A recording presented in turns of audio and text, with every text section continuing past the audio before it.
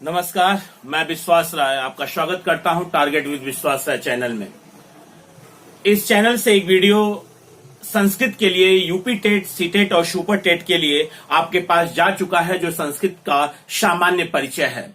आज हम बात करने वाले हैं माहेश्वरी सूत्र और प्रत्याहार पर, जो कि अगर देखें तो यूपी टेट के लिए बहुत ही महत्वपूर्ण चैप्टर टेट के लिए माना जाता है। यहां से प्रश्न 100% कम से कम 2 से 3 क्वेश्चन यहां से जरूर आते हैं। अतः हम चाहेंगे कि इस वीडियो को बहुत ध्यानपूर्वक आप देखेंगे और कमेंट बॉक्स में अपना कमेंट जरूर देंगे।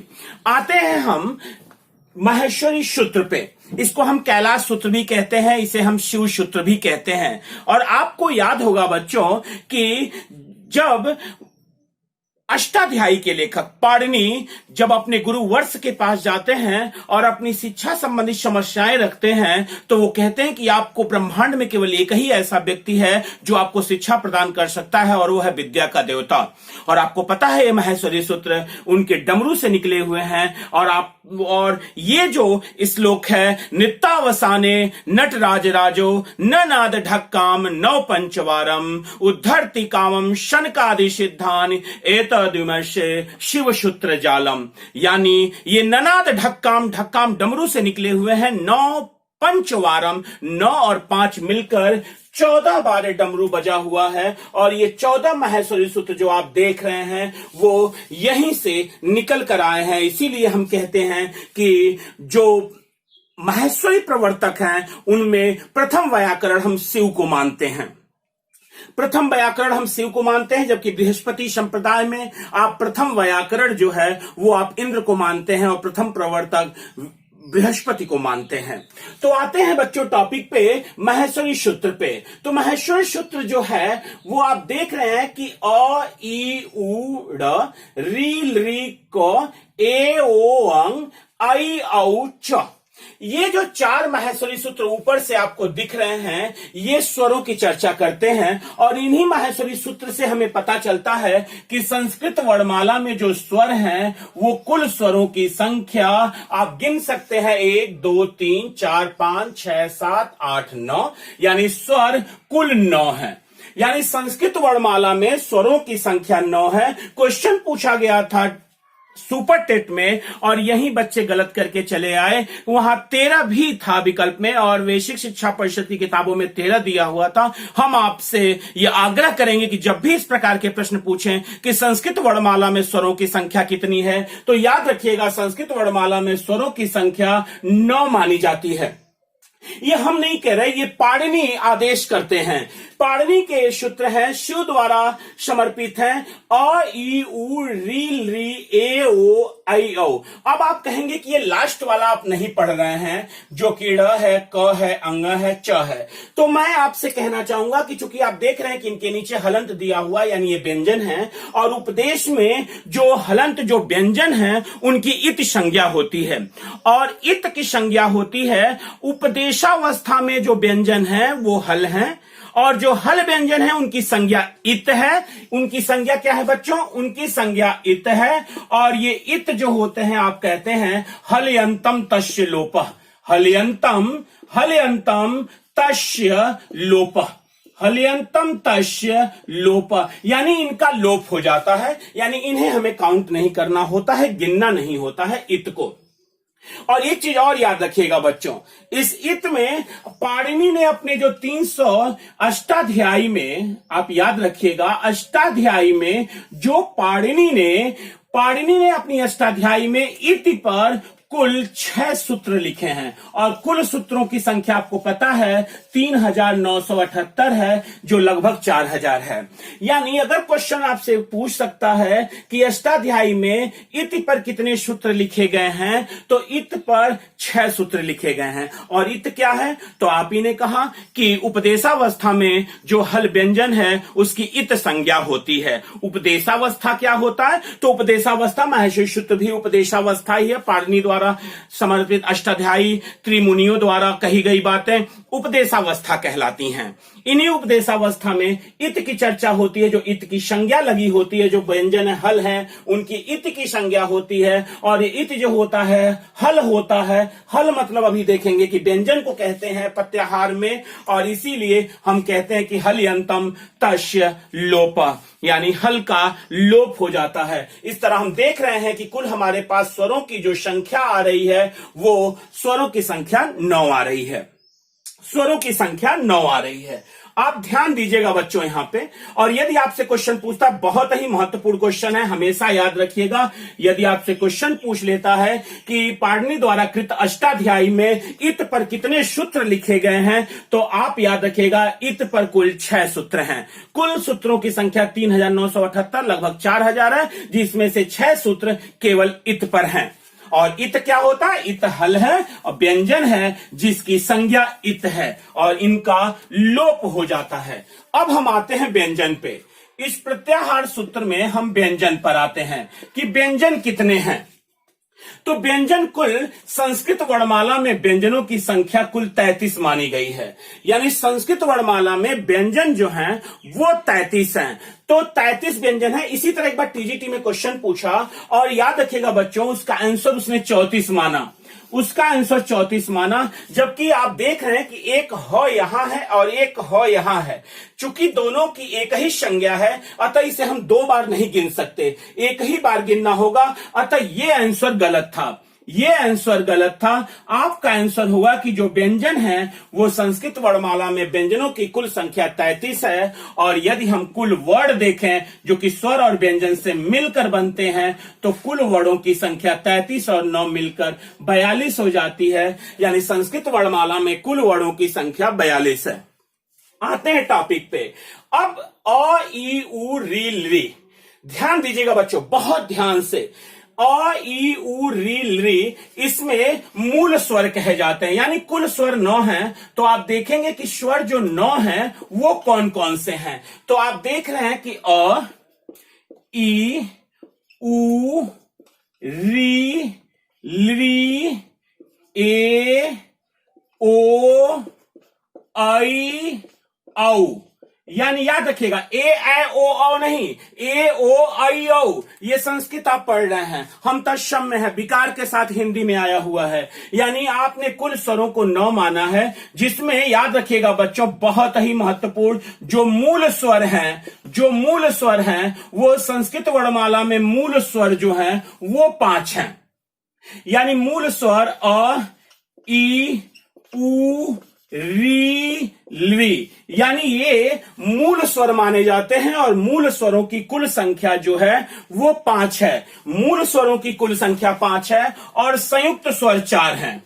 और संयुक्त स्वरों की चर्चा, संयुक्त स्वर जो संस्कृत वर्णमाला में है वो ए है, ओ है, आई है और औ है। बहुत ध्यान से देखिएगा, आप एकदम क्लियर हो जाएंगे बच्चों इस बारे में कि संयुक्त स्वर जो हैं ए, ओ, आई, औ, ये बनते कैसे हैं। तो जब ए को बनाना होता है, यदि अ में हम ई को जोड़ दें तो ए बन जाता है। यदि हम अ में उ को जोड़ दें, अ में उ को जोड़ दें तो ओ बन जाता है। यदि हम अ में बड़ी ई को जोड़ दें तो ऐ बन जाता है, आई बन जाता है। और यदि हम अ में ओ को जोड़ दें तो औ बन जाता है। यानी ये आपके संयुक्त स्वर कहलाते हैं, ये मूल स्वर हैं। और ये जो 4 आप देख रहे हैं तो संस्कृत वर्णमाला में संयुक्त स्वर कहलाते हैं और कुल स्वरों की संख्या 9 मानी जाती है। कुल स्वरों की संख्या, एक चीज और याद रखिएगा, ये यहां पे अ और आ में भेद मत करिएगा। अ और आ में भेद आप ना करिएगा, क्योंकि अ ही आ है, अ ही आ है। अ में आ सम्मिलित है, ये हर्ष है, ये दीर्घ है। हर्ष और दीर्घ में अंतर नहीं है, मात्रा का अंतर है, केवल मात्रा का अंतर है। अतः अ में आ छिपा हुआ है, ई में बड़ी ई छिपा हुआ है, उ में छोटा उ। तो चूंकि अब बोलते हैं तो अब नया टर्म चला है छोटी ई छोटा उ, जबकि इसे हम समय के मात्रा के आधार पर इसे बोलते हैं। जैसे अ, आ, तो जब आ बोलते हैं तो उससे दुगुना समय लेते हैं, यानी 2 मात्रा जितना समय लेते हैं। ई उ ऊ, तो यहां पर ह्रस्व और दीर्घ में मात्रा जितना समय जो होता है, इसी को लिए हम एक ह्रस्व कहते हैं और एक दीर्घ कहते हैं। 1 मात्रा जितना समय जहां लगता है उसे हम ह्रस्व कहते हैं, और 2 मात्रा जितना समय लगता है उसे हम दीर्घ कहते हैं। अतः और आ में कोई अंतर नहीं है, अ में आ छिपा हुआ है, अ में आ छिपा हुआ है। इसीलिए कुल स्वरों की संख्या 9 है, व्यंजन हमारे पास 33 है, कुल वर्ण संस्कृत वर्णमाला में 42 है। अ ई उ री ली, इनको हम मूल स्वर कहते हैं, और ए ओ आई औ जिनको हम संयुक्त स्वर कहते हैं। ए बनाने के लिए अ और ई का योग चाहिए, ओ बनाने के लिए अ और उ का योग चाहिए, आय बनाने के लिए अ और ई का योग चाहिए, औ बनाने के लिए अ और ओ का वर्ग चाहिए। और एक चीज याद रखिएगा बच्चों, अगर आपसे एक क्वेश्चन पूछ ले कि निम्नलिखित स्वरों में से, मान लीजिए सभी विकल्प दे दिया, निम्नलिखित स्वर में किसमें दीर्घाभाव होता है, यानी याद रखिएगा बच्चों, यदि आप ये चाहते हैं कि अ में हमेशा अगर दीर्घाभाव नहीं होता, अ में आ छिपा हुआ है, छोटी ई जिसको आप कह रहे हैं उसमें बड़ी ई यानी ई दीर्घ छिपी हुई है, ऊ में इसका भी दीर्घ छिपा हुआ है, यानी इनके पास दीर्घ है। री जो है इन्हीं 1 2 3 4 5 ही विकल्पों में आपसे पूछने वाला है, क्योंकि यही 5 मूल स्वर कहे जाते हैं कि निम्नलिखित स्वरों में से किसमें दीर्घाभाव है। और याद रखिएगा बच्चों, जो री आप देख रहे हैं उसमें बड़ा री छिपा हुआ है, बड़ा री छिपा हुआ है। और जो ली देख रहे हैं आप, ली देख रहे हैं, वो ली भी री का ही उच्चारण दीर्घ में देता है, यानी जो री का दीर्घ में उच्चारण होता है वही उच्चारण ली का भी होता है। अतः हम कहते हैं कि ली में ली एक ऐसा स्वर है जिसमें दीर्घाभाव होता है, जिसके पास अपना दीर्घ नहीं होता। तो यदि आपसे क्वेश्चन पूछता है कि निम्नलिखित में से किसमें दीर्घाभाव होता है, तो आपका आंसर होता है कि जो ली है उसमें दीर्घाभाव होता है, उसमें दीर्घाभाव होता है। स्वयं राजन्ते इति स्वरा, स्वयं राजन्ते इति स्वरा, क्योंकि आप जानते हैं कि स्वयं के ऊपर ही राज्य होता है, यानी वो तोड़े नहीं जा सकते, यानी उनका विच्छेदन नहीं हो पाता। जबकि आप ये भी जानते हैं कि अन्वग भयति व्यंजना, अन्वग भयति व्यंजना, हम व्यंजन पर आने वाले हैं। अब बच्चों एक चीज और याद रखिएगा, प्रत्याहार अभी हम समझाएंगे, आपको प्रत्याहार बताएंगे। पहले आप एक बार माहेश्वरी सूत्र देख लीजिए कि इनका टर्म कैसे चल रहा है, यानी आपने स्वर के बारे में पूरा क्लियर आप हो गए हैं। और यकीन मानिएगा कि यहां से एक भी प्रश्न आपके क्वेश्चन पेपर से बाहर नहीं जाएंगे, इसकी गारंटी है। अब यहां पर ह य व र ट लड़ इय मंगड़ नम झभ इय घड़ दश जब गढ़ दश खफ छठ त चट तव कप य सस सर ह ल, यानी यहां से लेके और यहां तक व्यंजन। और याद रखिएगा बच्चों, ये जो स्वर आप देख रहे हैं, स्वर देख रहे हैं, अगर हम इसे देखें तो इसे हम अच कहते हैं, अच कहते हैं, स्वर को हम अच कहते हैं। और जो व्यंजन होता है वो हल प्रत्याहार के अंतर्गत आता है, इसीलिए हम इसे हल की संज्ञा देते हैं, हम इसे हल की संज्ञा देते हैं। एक बात और मैं बताना चाहूंगा, अगर आप चाहें तो इसका स्क्रीनशॉट ले सकते हैं, आप स्क्रीनशॉट ले सकते हैं। एक चीज और मैं बताना चाहूंगा आपसे कि पाणिनिकृत अष्टाध्यायी, पाणिनिकृत अष्टाध्यायी जो है, पाणिनिकृत अष्टाध्यायी को हम पंचांग व्याकरण भी कहते हैं। अष्टाध्यायी को, एक बात याद रखिएगा बच्चों, जो पाणिनिकृत अष्टाध्यायी है, अष्टाध्यायी है, अष्टाध्यायी को हम पंचांग व्याकरण भी कहते हैं, पंचांग व्याकरण, पंचांग व्याकरण भी कहते हैं, पंचांग व्याकरण भी कहते हैं। क्वेश्चन एक बार पूछा गया है क्वेश्चन कि पंचांग व्याकरण किसे कहा जाता है, या निम्नलिखित में से अष्टाध्यायी के पंचांग व्याकरण में कौन सा व्याकरण सम्मिलित नहीं है, तो अष्टाध्यायी, पाणिनिकृत अष्टाध्यायी को ही हम पंचांग व्याकरण कहते हैं, जिसमें यदि हम देखें तो सूत्रपाठ, सूत्रपाठ, सूत्रपाठ, धातुपाठ, सूत्रपाठ, धातुपाठ, उड़ादिपाठ, उड़ादिपाठ, उड़ादि, उड़ादिपाठ, गणपाठ, गणपाठ और लिंगानुशासन।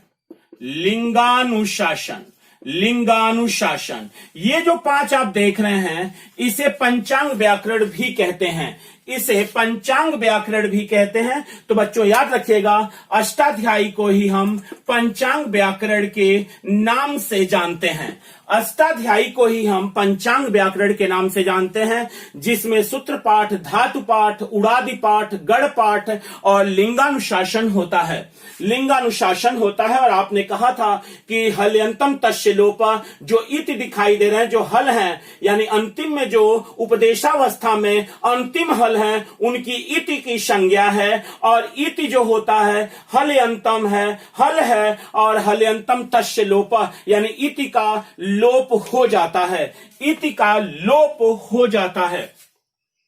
इति का लोप हो जाता है। अब आते हैं हम अपने प्रत्याहार पे। प्रत्याहार हम पढ़ेंगे बच्चों। और प्रत्याहार, एक चीज और याद रखिएगा, प्रत्याहार के दौरान ही वर्णमाला की कुछ बातें हम क्लियर करेंगे। तो याद रखिएगा बच्चों, जो प्रत्याहार है, प्रत्याहार का शाब्दिक अर्थ होता है संक्षिप्त। संक्षिप्त यानी संक्षेपीकरण, यानी प्रत्याहार संक्षिप्त है, यानी बहुत सारी बातों को एक जगह इकट्ठा कर देना प्रत्याहार कहलाता है।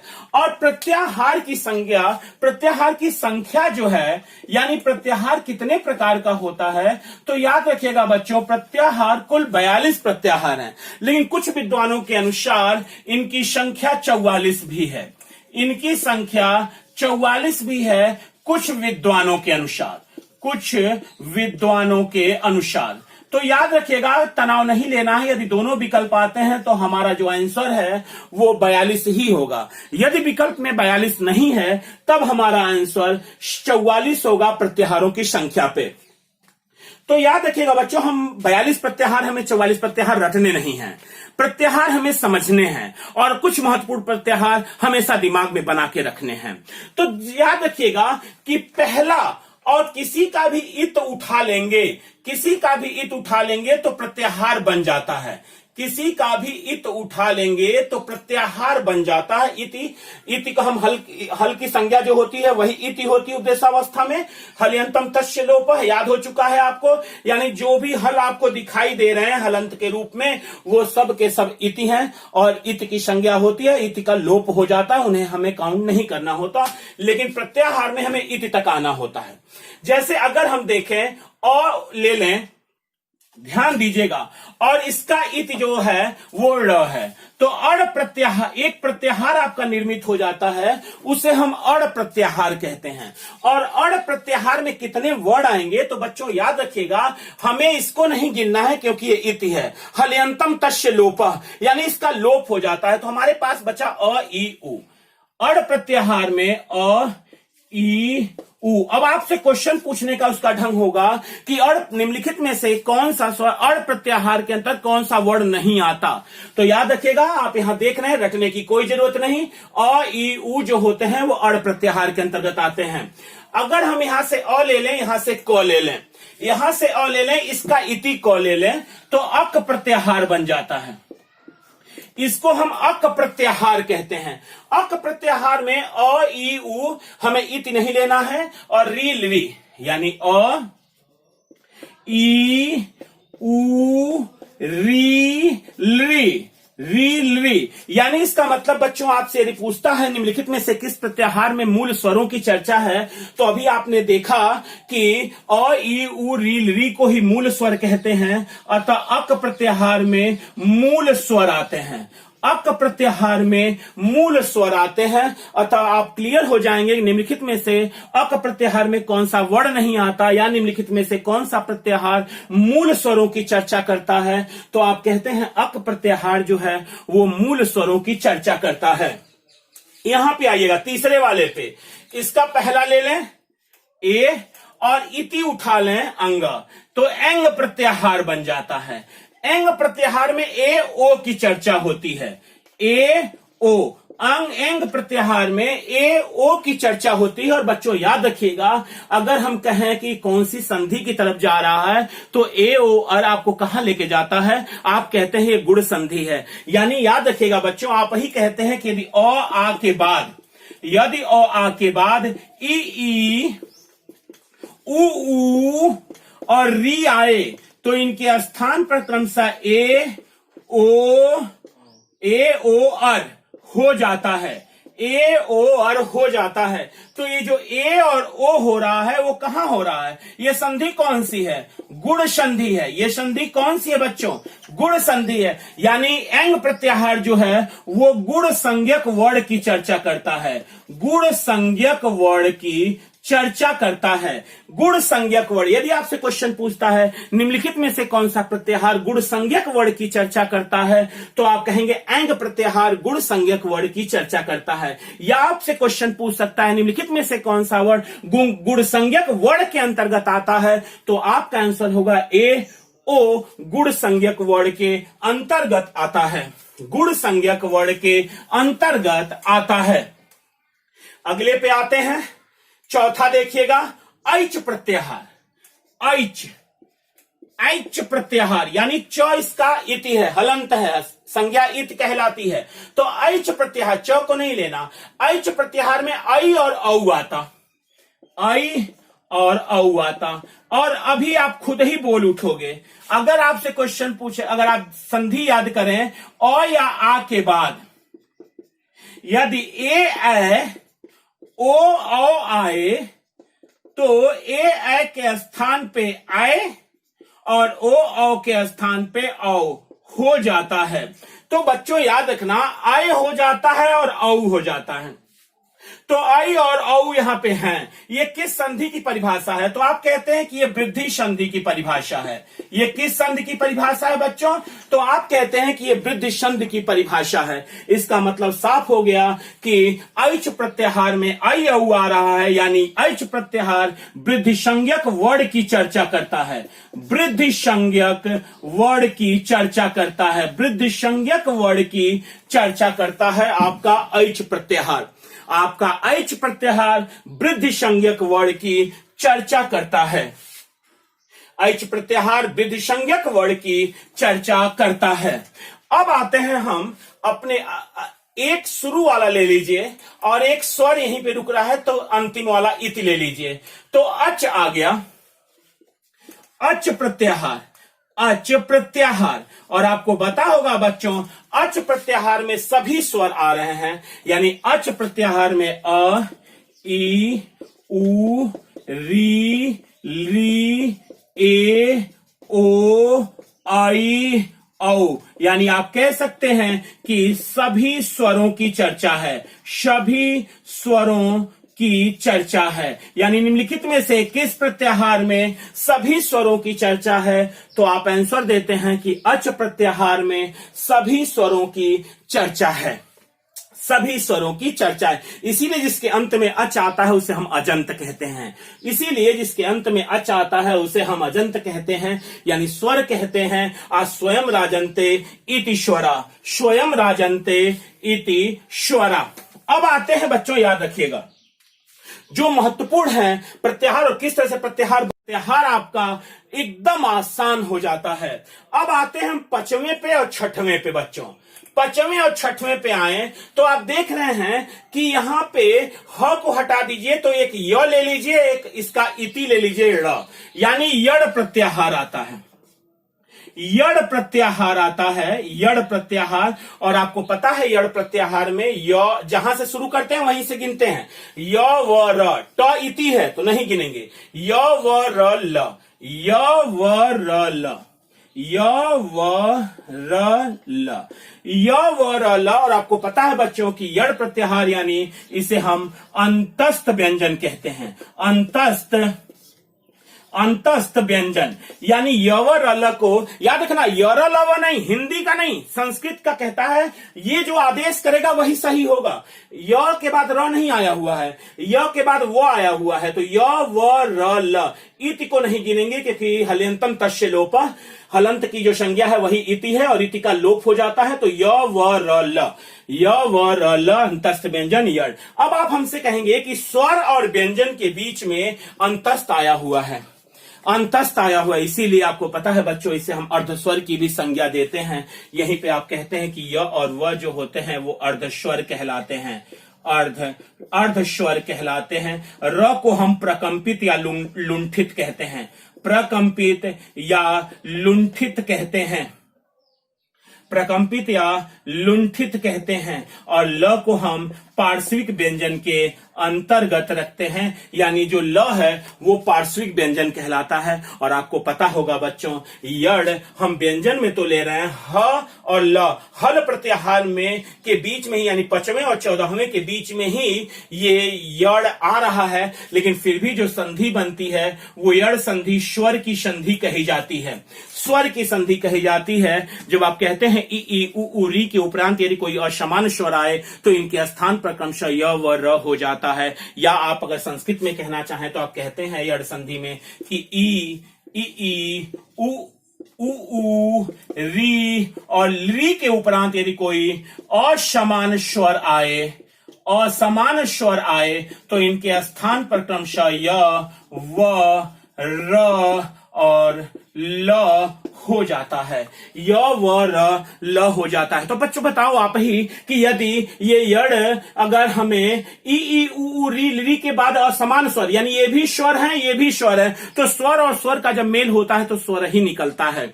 लेकिन हम चूंकि इसको व्यंजन में पढ़ रहे हैं, फिर भी हम कहते हैं कि इसे यड़ संधि की यही परिभाषा होती है, इसीलिए हम इसे अर्ध स्वर की संज्ञा देते हैं। और यड़ प्रत्याहार में अंतस्थ व्यंजन की चर्चा है, यड़ प्रत्याहार में अंतस्थ व्यंजन की चर्चा है। अब आते हैं अगले पे, अगले पे आते हैं। अब यहां पे अगर आप देखें बच्चों, ध्यान देना, रटने की जरूरत ही नहीं होती। यहां पे अगर आप देखें इस प्रत्याहार में 7वें से यहां तक देखा आपने स्वरों की चर्चा, यहां से यहां तक देखा अंतस्थ यानी अर्धस्वर की चर्चा। अब अगर आप देखें तो यहां पे 5वां वर्ड है, 5वां वर्ड है, यानी वर्णमाला का 5वां वर्ड इयम अंगड़ नम। और यहां पे अगर आप देखें बच्चों, इन दोनों में अगर देखें तो यहां पे अगर आप इन दोनों में आए तो आप देख रहे हैं कि क ख ग घ, घ है, च छ ज झ, प फ ब भ, ट ठ ड ढ, त थ द ध। यानी यहां पे अगर देखें तो 5वां के बाद चौथा वर्ड आ रहा है, यानी बहुत वैज्ञानिक है, चौथा वर्ड है, याद करने की जरूरत ही नहीं। यहां पे देखें ज ब ग ड द श में तो आप देख रहे हैं च छ ज, प फ ब, क ख ग, ट ठ ड, त थ द, यानी यहां पर तीसरा वर्ड आ रहा है, यहां पर तीसरा वर्ड आ रहा है। यहां पे देखें ख से लेके य तक, ख फ छ ठ त और पहला च ट त व क प य, यानी इसका मतलब इन दोनों में यदि हम देखें तो दूसरा पहले चालू हो रहा है, उसके बाद पहला आ रहा है, यानी दूसरा वर्ड और पहला वर्ड। और फिर हम यहां देखें स स ह, यानी यहां पर ऊष्मीय व्यंजन, यहां पर ऊष्मीय व्यंजन की चर्चा है। यानी बच्चों कितना मतलब बेहतरीन समन्वय पाणिनि का, स्वरों की चर्चा यहां और अंतस्थ व्यंजन की चर्चा यहां, अंतस्थ व्यंजन की चर्चा यहां। यानी स्वर आए, पहले मूल स्वर आए, फिर संयुक्त स्वर आए, फिर अंतस्थ व्यंजन अर्ध स्वर आए, फिर 5वां, चौथा, तीसरा, दूसरा, फिर पहला, फिर ऊष्मीय व्यंजन, यानी पूरी वर्णमाला क्लियर। यानी हम पढ़ रहे थे, अगर हम देखें इया से लेके अगर हम म तक जाएं तो हमें 5वां हमें मिल जाता है इयम। इसे हम अगर चाहें तो आप इसे स्क्रीनशॉट ले सकते हैं ताकि आपको बहुत आसानी हो नोट्स बनाने में। अगर हम अगले प्रत्याहार पे चलें तो याद रखिएगा, अगर हम यहां उठा लें र और न, इसे हम न ही कहते हैं। आपको हम बताएंगे व्यंजन संधि में कब न ड में बदल जाता है। री र श, री र और मूर्धन्य श, इनके उपरांत यदि आता है तो न जो होता है वो ड में बदल जाता है। राम धन अयन जब करते हैं तो रामायण नहीं होता, रामायण हो जाता है। हम इसे व्यंजन संधि में आपको क्लियर करेंगे। आते हैं टॉपिक पे, तो र ले लें और यहां तो र जो प्रत्याहार है उसमें बच्चों याद रखिएगा कि र आता है, ये तो इति है तो हट जाती है, ड भी इति है हट जाती है, र और ल, इस प्रत्याहार में र और ल आते हैं। और इयम प्रत्याहार में इयम प्रत्याहार में अगर हम यहां देखें तो पांचवा वर्ड आ रहा है जिसमें इय, म, अंग, ड़, न, यानी इतने वर्ड इयम प्रत्याहार में आते हैं। और आपको बता दें बच्चों, 42 के बाद यही दो अलग हैं जो कि 44 बनाते हैं। यानी 42 में ये दो नहीं गिने जाते। जो संख्या प्रत्याहारों की 42 मानी गई है पाणिनि कृत अष्टाध्यायी में, अष्टाध्यायी में पाणिनि ने 42 प्रत्याहार माने हैं, तो याद रखिएगा इस 42 प्रत्याहारों में र और इयम को स्थान नहीं मिला हुआ है। ये 44 प्रत्याहारों में इनको स्थान मिला हुआ है, इस प्रत्याहार में इनको स्थान नहीं मिला हुआ है। ये बात हमेशा याद रखिएगा। और यदि आप झस प्रत्याहार कह रहे हैं, यहां पे ध्यान दीजिएगा, झस प्रत्याहार अगर आप लाते हैं झ और स, तो इसका चौथा वर्ड निकल के आता है झ, भ, घ, ढ, ध।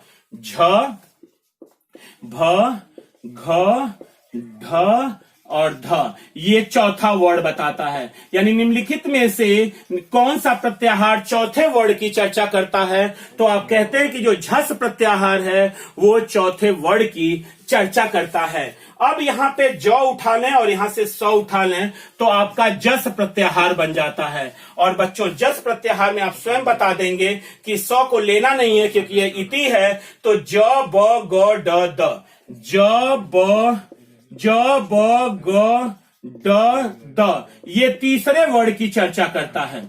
यानी ये जो जस प्रत्याहार है वो तीसरे वर्ड की चर्चा करता है। और यहां से ख प्रत्याहार यदि आप ले लें बच्चों, ख और य, ख प्रत्याहार यदि आप ले लें तो ख प्रत्याहार में दूसरे वर्ड और पहले वर्ड की चर्चा होती है। दूसरे वर्ड और पहले वर्ड की चर्चा होती है, जिसमें ख, फ, छ, थ, थ, च, त, त, क, प।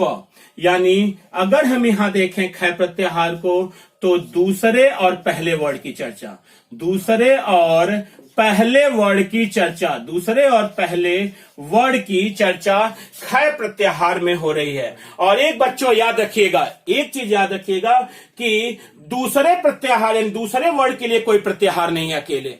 दूसरे वर्ड के लिए कोई प्रत्याहार नहीं है कि अकेले हम समझा सकें, क्योंकि इसके साथ ख, फ, छ, ठ, थ यहां तक रुक जा रहा है और कोई इति नहीं आ रही है, तब प्रत्याहार नहीं बनाया जा सकता। लेकिन पहले वर्ड के लिए च प्रत्याहार हम बना सकते हैं कि च प्रत्याहार जो है, च प्रत्याहार जो है वो च, ट, त, क, प, यानी केवल पहले वर्ड की चर्चा, केवल पहले वर्ड की चर्चा, केवल पहले वर्ड की चर्चा। यानी ख प्रत्याहार में दूसरे और पहले वर्ड दोनों की चर्चा है और च प्रत्याहार में केवल पहले वर्ड की चर्चा है। तो क्वेश्चन पूछ सकता है कि निम्नलिखित में से किस प्रत्याहार में केवल पहले वर्ड की चर्चा है, और उस विकल्प में ख भी देगा और च भी देगा। आपका आंसर च प्रत्याहार होगा, जिसमें केवल दूसरे वर्ड की चर्चा, केवल पहले वर्ड की चर्चा होगी।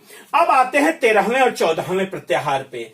तो 13वां 14वां में देख रहे हैं आप बाबू कि स और ल प्रत्याहार, तो शल प्रत्याहार, ये स और अंतिम का इति, और इति हल की उद्देशात्मक अवस्था की इति संज्ञा होती है हल की, तो ल शल प्रत्याहार यानी श, श, श, ह, यानी श, श, श और ह। यानी आप देख रहे हैं कि सल प्रत्याहार में उष्मीय व्यंजन की चर्चा है। सल प्रत्याहार में उष्मीय व्यंजन की चर्चा है। सल प्रत्याहार में उष्मीय, क्वेश्चन पूछेगा निम्नलिखित में से किस प्रत्याहार में उष्मीय व्यंजन की चर्चा है, तो आपका आंसर होगा सल प्रत्याहार में उष्मीय व्यंजन की चर्चा है। और अब आप यहां से एक ह उठा लें और यहां से एक ल उठा लें, इति कर दें, ह यहां का और ल यहां का, यानी एक प्रत्याहार बना हल प्रत्याहार।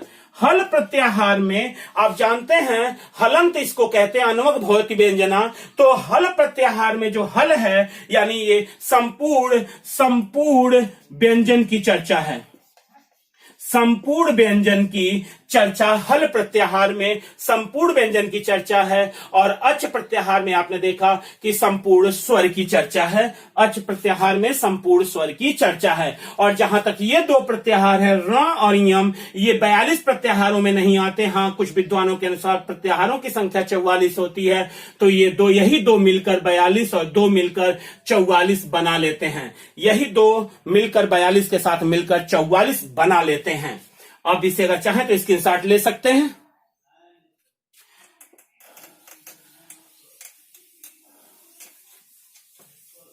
और लास्ट प्रत्याहार, यहां से एक अ उठाइए और लास्ट का आप इति ले लीजिए ल की, तो एक प्रत्याहार बनता है अल प्रत्याहार। और अल प्रत्याहार में संपूर्ण वर्णमाला की चर्चा है।